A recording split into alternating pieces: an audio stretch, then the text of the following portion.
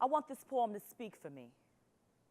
I wanted to tell the story of the trials and tribulations, the obstacles overcome, the levels surpassed, the battles fought, the cries of happiness, the tears of pain. I want this poem to weave for you the tale of the black woman. See, I want you to testify, to shout out in agreement, to bow your head, close your eyes, and acknowledge the validity of the story this poem is trying to tell. I want the tears to seep out of your hearts at the thought of a little black girl growing up without a father, never being taught that a man will only want you for your body if you fail to present him with your mind first.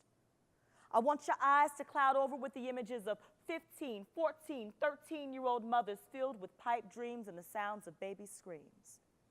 I want your soul to ache at the sight of Barbie dolls, bleaching creams, and low-slung 7 jeans, because over and over again, they are constant reminders that our young black girls are trying, piece by piece, to rid themselves of their identities. I want your spine to suddenly straighten with that jolt of realization that something is lacking in the black community. Something is not being done, yet so many of us fail to see. Black man, how is it that your daughter knows all the words to the Carter albums by Weezy, but can't figure out the line that comes after Lift Every Voice and Sing? How can she obey these rappers when they scream at her to shake her behind for cash, but doesn't realize how it adds to her demise when she fails to take her behind to class? How can she spend hours mixing and matching the outfits she'll wear for school, but yet doesn't know how to write a resume or how to dress for an interview?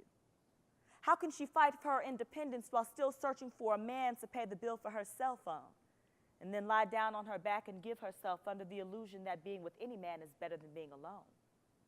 Young man, how could you say that she gave her consent because you took her nose to mean yes? But on that same note, young lady, how can you not see the image you project when you call that strip of fabric you're wearing a dress? How can you use the N-word when referring to your man and not think it's derogatory? By changing that ER to an A, you're carrying on today the mindset of the men who hung your ancestors from that tree. How can your soulmate be the man you hear disrespecting you on the radio? How can you entertain the suggestion that your part-time profession includes being scantily clad on a video? How can you flip through magazines and marvel at the success of hard-working millionaires without taking a moment to contemplate the reality that you too could end up there? And how can you spend without a second thought $200 on a pair of pants or shoes, but yet when classes roll around, you're in the bookstore for hours searching for that little yellow sticker that says used? Black woman, why is she taught that all a mother needs to do is provide a roof and food on the table? Why is she shown the art of getting over at such a young age when she is both physically and mentally able?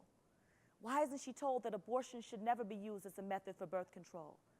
That more than messing up your body, it tends to harden your heart and oftentimes stain your soul.